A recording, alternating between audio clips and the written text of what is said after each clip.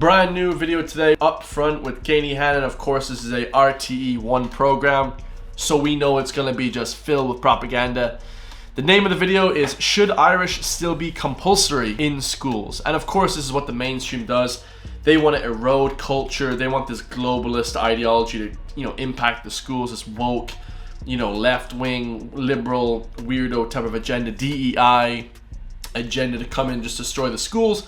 So that's what they do, guys. Should Irish be still compulsory? Absolutely. That's what remains the culture. Okay, Ireland's culture must remain. Okay, but it must remain because it is part of the country and people have died for it. Okay, when people die for your freedoms, guys, just know that that's something that you should be upholding. So let's turn it over to Katie Hannon. Let's see the BS that they're coming out with today. I just want to ask my audience now, how many here did Irish up to the Leaving Cert? For 12 years. Okay, almost everyone. How many of you can speak Irish today? Fluently? Not fluently, but this is the thing, guys. She's moving the goalposts. Who can speak it? Everyone. Everyone can speak a few words, have a little conversation. A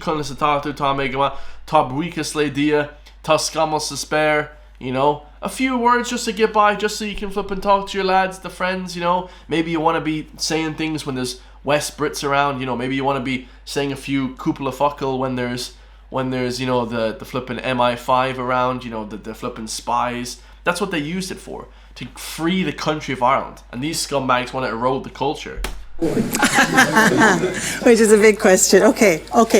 Can I ask you, did you come out of school fluent? Did you get to that proficiency in school? I think I thought I was fluent, but I didn't know that I had a lot to learn. I did Irish in university then, so I learned how little I knew. All right. And were you enthusiastic about Irish when you were in school? Yes. Yeah, I was really enthusiastic. I wasn't in a Gael school and my parents didn't speak Irish, but they were really positive about the language. So they were happy to send me to the Gaeltacht every summer.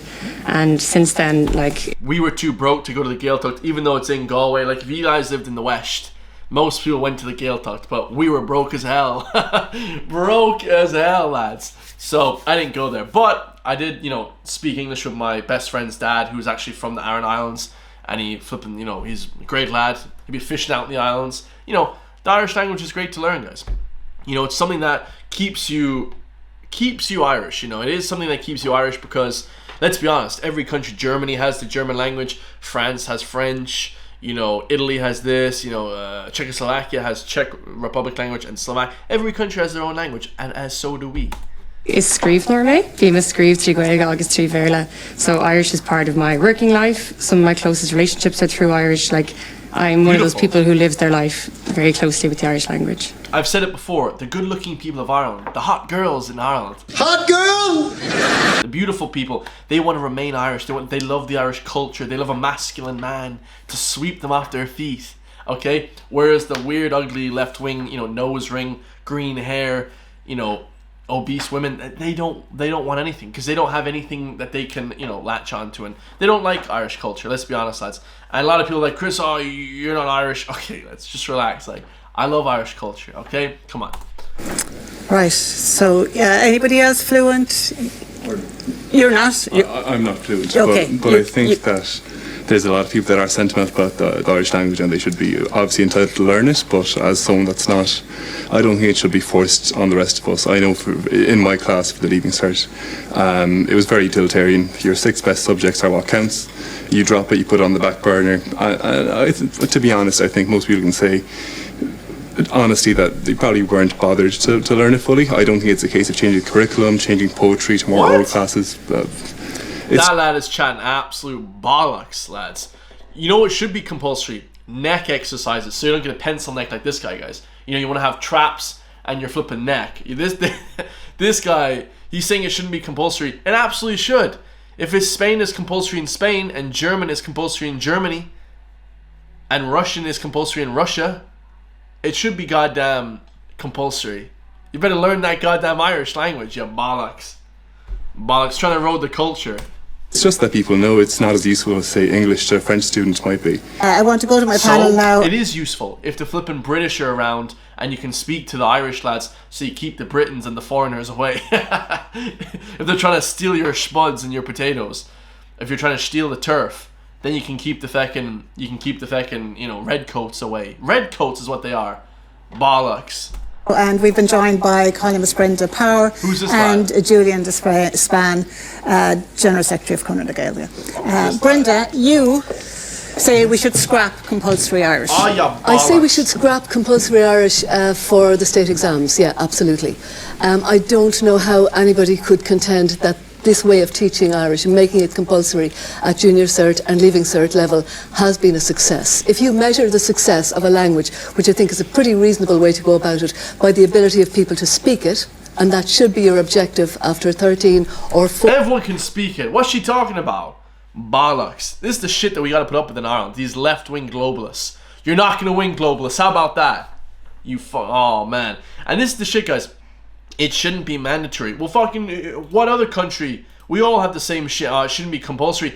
Absolutely, guys. Now, let's Mercy Street. Let's put it all out on the table. Me, back in the day, guys, I did Irish for 12 years, right? I didn't love it, but here's the thing. Now I love it. You know what I mean? You might change your mind. Just like, you know, snipping these kids, you know, and becoming a different male, female, let's just say. They might regret it when they grow up.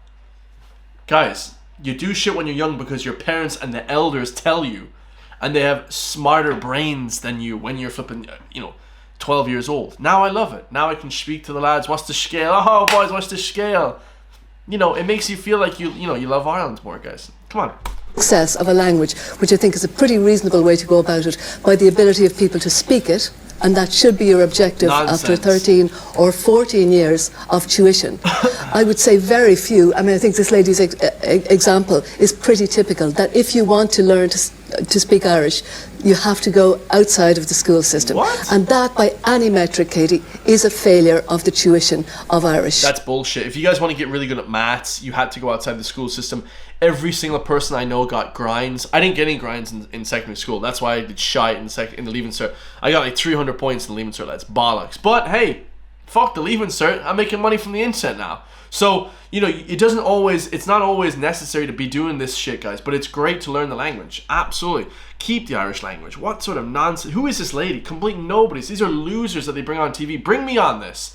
I need to be on TV, goddammit. This is bullshit. These people are lying. Scumbags. If you have a student for 14 years and you're teaching them a language, and when they leave your tuition, they could not hold a 5-minute conversation with a Gaeilgeoir. 5 minutes, basic conversation, without having rehearsed it or learned chunks of sentences, then that is a failure. Julian, just go. Well, I'd say very much in Gormagat for the opportunity to be here. But what I'd say fundamentally is that I disagree with what Brenda has to say on some parts of it. Can we just stay to the Don't interrupt the man. What sort of bullshit? This is women woodpecking, or what's it called, henpecking. Let the man talk. I'd be like, bitch, shut the hell up. I'm trying to talk. Compulsory thing for a moment, because that is something that's a big bugbear for a lot of people in second level. Yeah, I disagree with that, because we only have to look to our neighbours in the UK when they got rid of language learning being compulsory there, and the numbers went over a cliff in terms of numbers that were learning languages. And worse than that, it's actually the upper and middle class schools that continued teaching the languages because they saw the importance of language learning. So I don't think we should go down that road, because it socially divides, you know, the different students in schools. But when it comes to learning Irish in the schools, if it was to be a choice subject, for example, then it would be up against the other subjects. So, example, if you wanted to be a doctor in the future and biology and Irish were in the same category, well, then you wouldn't be able to learn Irish. So we think that Irish, English and maths are the fundamentals that everybody should learn. But I think what this conversation always gets back to the compulsion, rather than talking about the method of Irish in the education system. That's where I agree with Brendan an awful lot what she had to say on RTE on the website earlier on. I think we need to overhaul the way we teach Irish, and that's something that is promised by this government that's in the programme for government to have a policy for the teaching of Irish from preschool the whole way up to third level. Hasn't been. Well, seeing as the government have lied about everything ever in the history of ever, I'm sure they're not going to do this. Acted on yet. Ridiculous. And that's something that Fianna Fáil promised us in 2020 and we're looking for now. And what can I just say what that would actually be? Say, if you were to base that on the European Common Framework of Reference to Learning Language, and don't worry about the title, it's all about, you know, that you start off at A1, you move to A2, it's about the skills, having the skills to be able to use the language. And this is very much what I heard from Brendan and I heard from the audience as well. When it comes to this, having the ability to actually be able to, I suppose, converse in the language, that would be the ideal. And if you were to do that in the European framework, if you were to tell me that you were a B2, for example, I'd know I could have a conversation with you. If you were to tell me you got a H2 in the Leaving Cert, I wouldn't have a clue whether you'd be able to converse with me or not. So we need a new approach, and we need that from the whole way from preschool, the whole way up to third level. And that's something this government has promised, has not yet acted upon. That's what we would like to see them Added to the list of shit the government has promised and not yet delivered. do now. Sorry, can I just come back on something you said there, Julian? I don't think... Look at this, guys. Look at this. Even the Irish water is in Irish. The best Irish water, I may say. Ishka. Okay? And for all you illiterate bastards that hate Ireland, that means water. Ishka, but it's actually with a U. It's spelled with a U. This is spelled with an I. Great marketing. Yeah, bollocks.